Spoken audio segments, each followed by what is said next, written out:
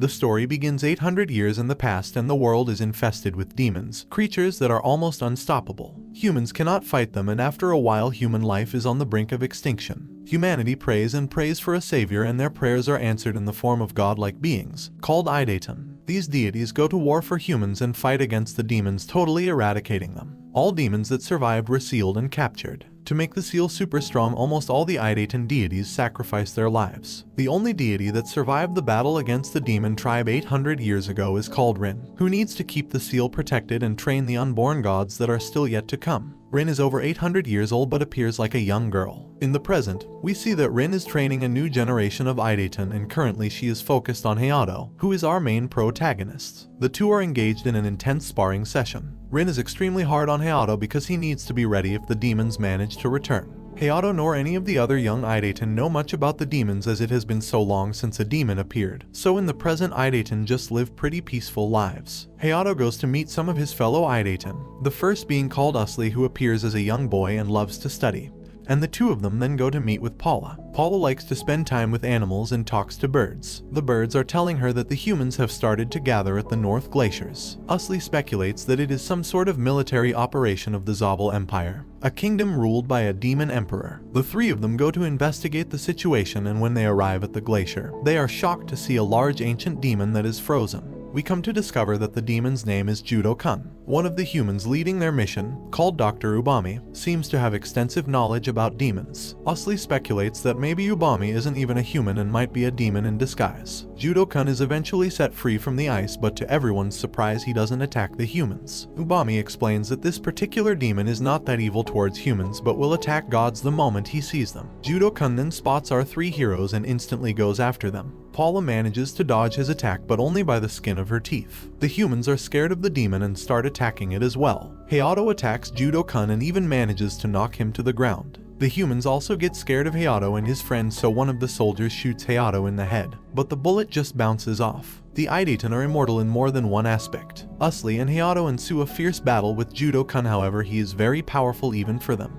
Judo-kun even strikes Usli directly in the chest, causing great damage. Paula tries to save Usli, but she is not strong enough. But Usli manages to get free, and even with a hole in his chest he picks up Paula and escapes. Ubami is very impressed with the Idaitan and their skills. Suddenly Hayato attacks the demon. He uses all of his training and demonstrates insane power, managing to beat and eventually kill the demon. Ubami then tries to escape on a jet, but he doesn't get very far as Hayato destroys it and captures Ubami to interrogate him. However, it is revealed that Ubami is actually a robot and he self-destructs before Hayato can get any more information from him. After the battle is over, Usli and Paula decide that they need to train extra hard as demons have now become a threat to the world once again. Usli and Paula try to figure out the best way to train as an Idaitan. Usli then begs Rin to train them, which makes Rin very happy as her young Idaitan finally realize their sacred duty. It is then revealed that the other Idaitan can travel around the world to find other young Idaitan in order to draw them out. Rin often takes Hayato along, traveling the world looking for new Idaitan to train.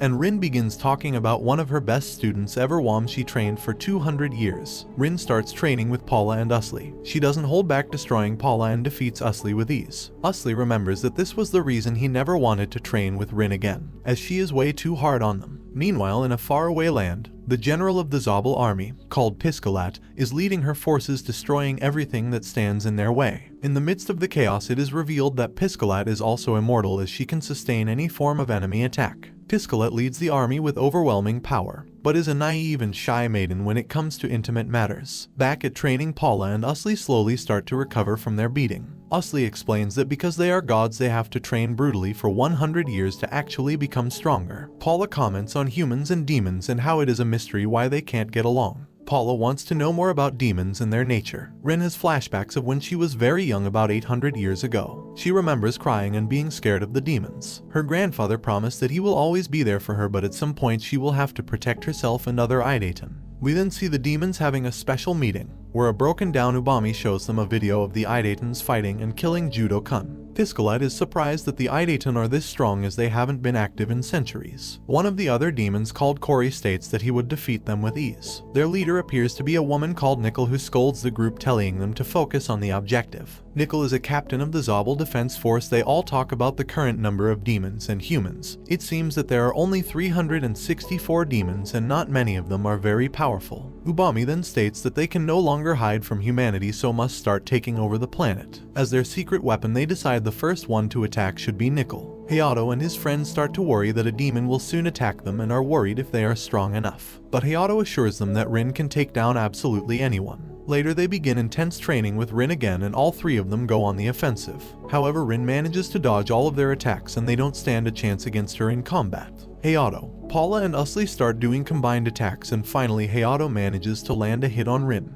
Rin commends all three of them as this is the first time in 200 years that someone managed to land a blow on her. She then proceeds to go hard and beat them all up with ease. Suddenly their training session is interrupted when Nickel shows up. Paula starts to feel an evil demonic presence with great power. Hayato goes to meet Nickel who transforms his arm, slashing Hayato directly in the chest, taking him down in an instant. However, Hayato still manages to kick him, which surprises Nickel. Rin arrives at the last moment and tells Paula and Usli to take Hayato and run away. Rin then takes on Nickel who is shocked at how strong she is and the two battle it out for a while. This is the first time ever that Nickel has struggled against an opponent. While fighting, Nickel manages to gain the upper hand but not for long, as Rin dodges his attacks with lightning speed. It is then revealed that Nickel is in fact a demon even though he seemed pretty human. Rin has never faced a demon that had this spectacular form. Nickel explains that their demon king, who is revealed to be Dr. Ubami, created new and improved demons that have intelligence and can blend right in with humans. However, Rin doesn't believe this story and thinks that Ubami may be controlling the demons himself. Either way, she has to eliminate Nickel. Rin pulls out a sword and begins her attack. Nickel tries to use his tentacles to counter, but they aren't of any use and suddenly he feels frozen in space. Nickel doesn't understand why he cannot move, but it is then revealed that Rin took off his head with such speed that he didn't even notice. A demon called G13 watches the battle from a distance and reports back to Piscalet stating that Nickel lost in a matter of seconds. Then suddenly Rin teleports right behind G13 and kills him in an instant. The demons start to panic after realizing that they are no match for Rin or even her students at this point. On the other hand, Hayato has finally awakened after his injury and wants to start training immediately. Rin then breaks his neck and tells him to heal up for a couple more days. The following day, Usli gets into contact with his men who have found the dead demon body that Hayato killed.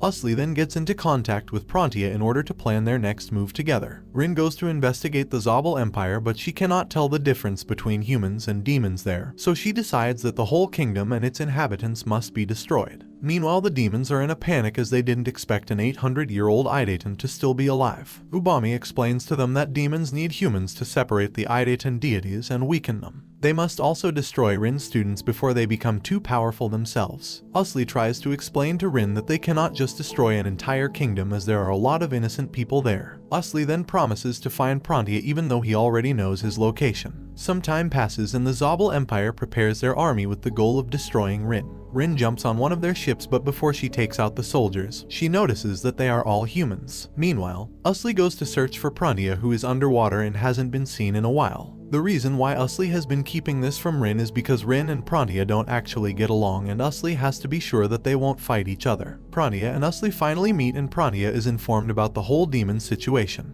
Demons decide to attack a very rich nation and city called Hatina. They are here to lure out Idaitans and will use humans to do so. Hayato finally wakes up again and Paula informs him that they are now in a human city, so there will be no further training at this time. They arrive at Prontia's house and Prontia explains that he has connected many computers to his mind so that he can monitor everything. When the group explains to Prontia that he needs to speak with Rin, he goes into a panic and fear of his old master. They tell him that Rin isn't actually angry with him and so Prontia calms down. They then start using the computers to track demons, but then Prontia and Hayato decide to train outside of the city. At first Hayato is skeptical of Prontia as he seems so scared of Rin. The two reach the edges of the town and start fighting. In the first seconds of the battle, Prontia starts using his magic attacks on Hayato. He throws water and fire spells at Hayato, but they aren't effective. Prontia is impressed as those attacks would have easily taken down both Paula and Usli. Hayato is very strong, but he is lacking in something. Prontia thinks that maybe he should be the one to teach him. Ilse then goes to his lab where we are introduced to Dr. Gachikama, and they start to go over the body of Judo Kun. They then start brainstorming theories on how to create a weapon or a virus that could kill demons. It is then revealed that Dr. Gachikama is actually familiar with Dr. Ubami,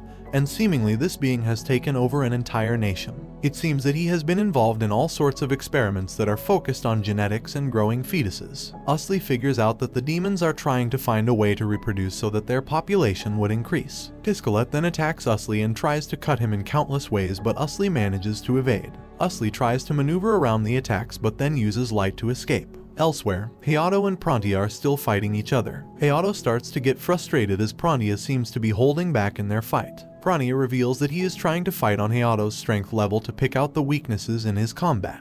Prantia is about to reveal his weakness, but out of nowhere a giant rock falls on them. We come to find out that Nepet and Kori have arrived to attack Hayato and Prantia. They are two very powerful demons and their mission is to destroy the young Idaten. Kori begins making fun of Hayato and Prantia, thinking they are dead already, when suddenly a pumped up Prantia emerges from the rubble. He doesn't appear hurt or even fazed by the attack as he doesn't hesitate to fight the demons. Prantia then crushes the giant stone and flies in the air to attack. However, his magic does not affect the demons as he thought it would. He then dodges and blocks their counterattacks, realizing that Nepet is actually fierce in combat. On the other hand, Prantia thinks that Kori isn't all that strong. Prantia then tells Hayato to engage Kori and defeat him. Paula also joins the fight and helps Hayato against Kori. So now there are 3 battles happening at the same time. Usli is fighting Piscalet. Hayato and Paula are trying to take down Kori and Prantia is fighting Nepet. Prantia isn't afraid of Nepet one bit and decides to have some fun with the demon. During the fight, Paula starts to theorize on how the demons were actually created. Humans created the Idaten with their thoughts, but the Idaten is what created the demons. Usli also finds out some valuable information from Piscalet regarding Ubami. Prantia is surprised that Usli has changed his behavior and is deep in thought. Usli then reveals that he thinks he has figured out who Ubami really is. Later they meet up with Rin and they come up with a strategy on how to take down the demon empire that lies beneath Zabel. The invasion begins and the Idaten plan to finally defeat the demons and save humanity. They attack and all of them engage in various fights with the demons. Hayato fights a demon called Takeshita, and the two are pretty equal in terms of strength, but Takeshita gains the upper hand on him first. Hayato is strong, but he can't seem to be able to keep up with Takeshita's speed. Meanwhile, Rin goes to confront Ubami. She finally has him in her grasp, and with him dead, the demon empire will also fall. She goes to fight him but notices that he seems familiar. She enters his memories and sees the same past that her grandfather had.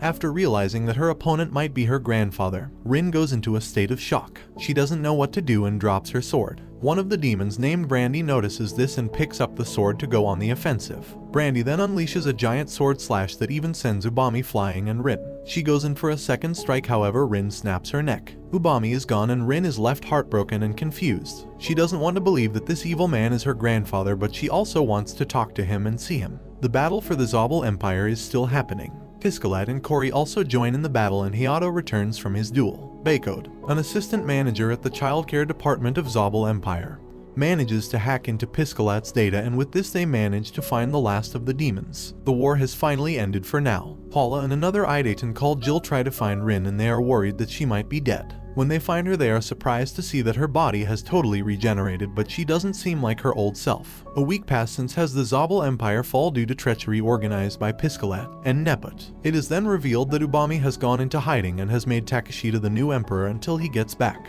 The remaining demons are confused as their demon king is no longer in contact with them. One of the demons, Kureishi, talks to another called Furlandia, and they try to find a way to contact their demon king. They think that since Piscalet and Nepet have joined their side, they must know a way to contact the demon lord. Kureishi finds a human and uses him to get into contact with the demon lord Ubami. Ubami tells him that their every step is being watched, but then reveals the 9 names of the last surviving demons. Police officers then arrive and arrest the man that was used as a vehicle for Kureishi. Miku, one of the last demons, tells the rest of them that they need to keep quiet for a few years and only then should they contact the demon lord once more. A few years go by and we see a deserted island where a couple of demons live. Their names are Meliano and Buzz. Meliano loses her arm to a monster and Buzz goes to attack it. Meliano reveals that it's not a real monster but a child that attacked her. The child was just scared and it ran away. Buzz tells Meliano that without the demon lord they are now no different from monsters. In the 2 years that have passed since the battle, a lot of things have changed. Piscalet and Kori have become friendly with the Idaten, and Usli explores and experiments on them to figure out what makes a demon function. Usli still hasn't been able to find all the demons that have escaped.